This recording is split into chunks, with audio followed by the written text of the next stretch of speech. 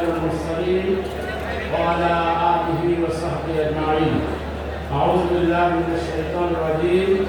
بسم الله الرحمن الرحيم. هو الذي أرسل رسوله بالهدى ودين الحق ليظهره على الدين كله ولو كره المشركون. আজকের এই ঐতিহাসিক সোহরাওয়ার্দী উদ্যানে জাতীয় সিরাত কমিটি আয়োজিত সিরাতুন নবী সাল্লাল্লাহু আলাইহি সাল্লাম মাহফিলের সম্মানিত সভাপতি প্রখ্যাত আলেমে দ্বীন হযরত মাওলানা আবু তাহের জিলানী সাহেব, মঞ্চ উপবিষ্ট হযরত উলামায়ে কেরাম, আজকে এই সিরাত মাহফিলে উপস্থিত সম্মানিত দিনদার ইমানদার সর্বস্তরের শ্রোতা মণ্ডলী, আজ থেকে ১৫০০ বছর আগে আল্লাহর নবী,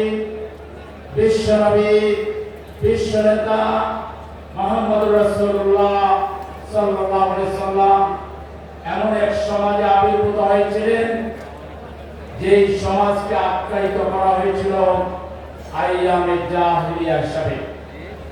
অর্থাৎ মূর্খতার দিক থেকে, নিকৃষ্টতার দিক থেকে এই সমাজের চাইতে নিকৃষ্ট সমাজ পৃথিবীতে এর আগেও বোধহয় ছিল না, এরপরে বোধহয় আর হবে না। এরকম একটি অন্ধকার জাহিলিয়াতের যুগে সময়ে আল্লাহ রাসূলকে পৃথিবীতে প্রেরণ করা হয়েছিল। তিনি যখন একটু বড় হলেন, সমাজের দুর্দশা সমস্যা অবলোকন করলেন, সেই সমস্যার সমাধানের জন্য ব্যক্তিগত উদ্যোগ নিয়েছিলেন। তিনি এক পর্যায়ে হিলফুল ফুজুল নামে একটি যুব সংগঠন কায়েম করেছিলেন, সমাজ থেকে সব ধরনের অন্যায় জুলুম মোকাবেলা করার জন্য। এরপর তার উপর যখন ওহী নাযিল হলো, তিনি নবী হিসাবে যখন তার দায়িত্ব পালন শুরু করলেন, তখনও তার সমাজে সমস্যার কোনো অভাব ছিল না। শত শত সমস্যা ছিল, সেখানে মাইট ইজ রাইট ছিল, জোর জার মূল্যতা আইনের শাসন সেখানে অনুপস্থিত ছিল। সেখানে গণহত্যা করা হতো, নারী নির্যাতন করা হতো, শিশু নির্যাতন করা হতো, কন্যা সন্তানকে জীবন্ত প্রতিহত করা হতো। সেখানে এরকম আরো অসংখ্য সমস্যায় জর্জরিত ছিল তৎকালীন আরব সমাজ। কিন্তু আল্লাহ রাসূল সেই দিকে নজর না দিয়ে তিনি এক দফা কর্মসূচি ঘোষণা করেছিলেন। মানুষ প্রথমে বুঝতে পারেনি এত সমস্যা, এত জঞ্জাল, কিন্তু তিনি কোন দিকে কোন সমস্যার কথা উল্লেখ না করে একটা মাত্র সমস্যা, একটা মাত্র সমাধান তিনি জাতির সামনে পেশ করেছিলেন। সেটি ছিল কুলু লা ইলাহা ইল্লাল্লাহ তুফলিহুন। তোমরা সবাই লা ইলাহা ইল্লাল্লাহ পড়ো, তাহলে তোমরা সফল কাম হয়ে যাবে। আল্লাহ রাসূলের কাছে পবিত্র কোরআন নাযিল হওয়া শুরু হলো। তার উপরে তার দায়িত্বের ব্যাপারে কোরআনে যা বলা হলো, তার মধ্যে একটি আয়াত, পবিত্র আয়াতে কারিমা আমি তেলাওয়াত করেছি, যার অর্থ হচ্ছে তিনি সেই সত্তা, তিনি তার রাসূলকে হেদায়েত এবং সত্য দিন সহ পাঠিয়েছেন, যাতে করে সকল বাতিল দিনের উপরে এটাকে বিজয়ী করতে পারেন। আল্লাহ রাসূল কোরআন দিয়ে এই এক দফা তার কর্মসূচি, এক আল্লাহকে রব মেনে নিতে হবে, সকল বাতিলকে, জাহিলিয়াতকে পরিত্যাগ করতে হবে, এর মধ্যেই মানবতার মুক্তি। এটা তিনি তার কাজে প্রমাণ করেছিলেন। মক্কার 13 বছর তিনি দাওয়াতের আল্লাহর কাজ করেছেন, শাহাদাত আল-নাসের কাজ করেছেন, মানুষ তৈরির কাজ করেছেন। এক পর্যায়ে আল্লাহর নির্দেশে তিনি মদিনায় হিজরত করে মাত্র 313 জন কম বেশি সাহাবী নিয়ে মদিনায় কোরআন দিয়ে একটি রাষ্ট্র কায়েম করেছিলেন। বাংলাদেশে কোনো চুরি ছিল না, ডাকাতি ছিল না, বেহায়াপনা ছিল না, অশ্লীলতা ছিল না। সেখানে শিশুর অধিকার রক্ষা হয়েছিল, নারীর অধিকার প্রতিষ্ঠা করা হয়েছিল, যুবকের অধিকার প্রতিষ্ঠা করা হয়েছিল। প্রত্যেকটা নাগরিক সেখানে সুবিচার পেয়েছিল। মদিনা রাষ্ট্র নামে তিনি যে রাষ্ট্র কায়েম করেছিলেন, আজ অবধি তার সমতুল্য কোন রাষ্ট্র পৃথিবীতে কায়েম হয়নি। আজকে আমাদের বাংলাদেশ সমস্যায় জর্জরিত। ৫৩ বছরের শাসনামলে আমরা দেখেছি দুর্নীতি, স্বজনপ্রীতি, খুন, রাহাজানি, ব্যাংক লুটপাট, শেয়ার বাজার কেলেঙ্কারি। আমরা দেখেছি মানুষের উপর জুলুম, নির্যাতন, আয়না করে নিয়ে মানুষকে কিভাবে ধীরে ধীরে দুর্বিষহ জীবন যাপন করতে বাধ্য করা হয়েছে, আমরা সেটা প্রত্যক্ষ করেছি। আমরা পরিষ্কার বলতে চাই, আমাদের ছাত্র সমাজ, জনমানুষ জাতির মনের ভাষায়, ইমানের ভাষায়, আল্লাহর ভাষায় তার একটা স্লোগান দিয়েছে, ওই ওয়ান্ট জাস্টিস। এই জাস্টিস যদি কায়েম করতে হয়, বাংলাদেশে কোরআনকে, দ্বীনকে কায়েম করতে হবে।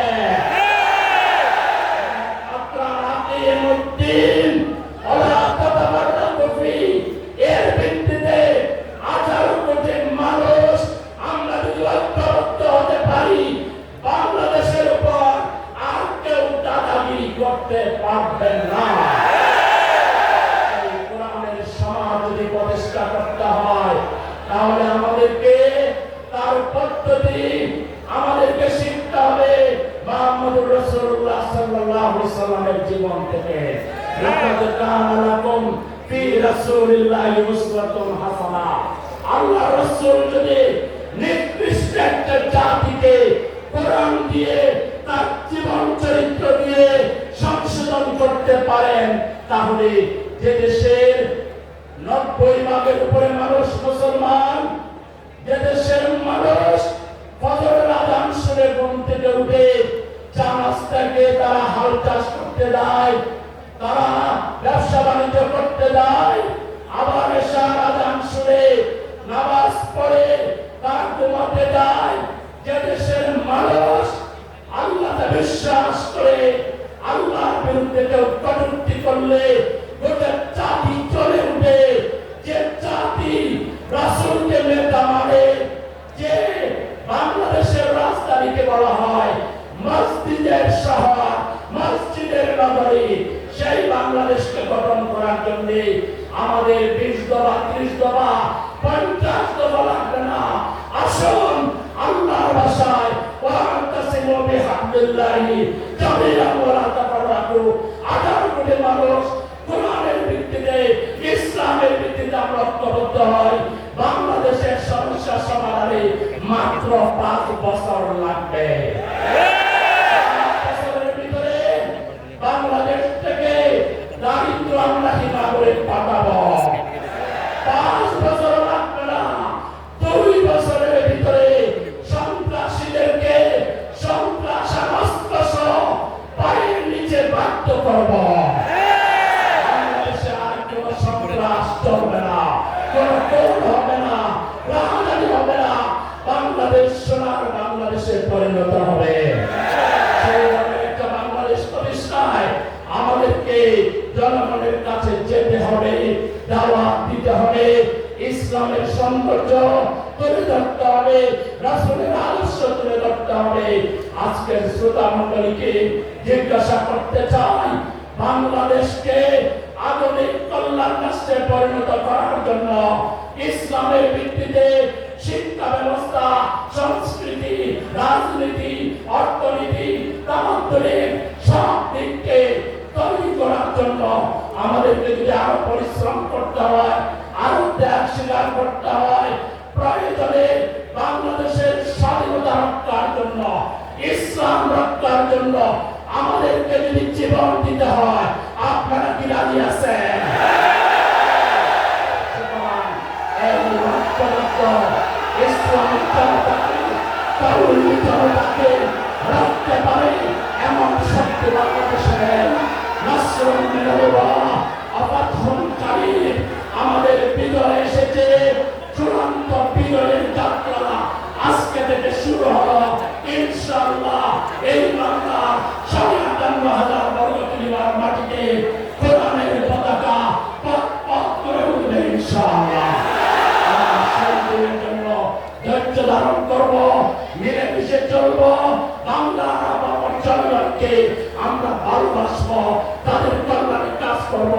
আল্লাহ তাআলা আমাদেরকে সেই তৌফিক দান করুন। খোদা হাফেজ। বাংলাদেশ জিন্দাবাদ, বাংলাদেশ জামাত ইসলামী জিন্দাবাদ। আসসালামু আলাইকুম ওয়া রাহমাতুল্লাহি ওয়া বারাকাতুহু।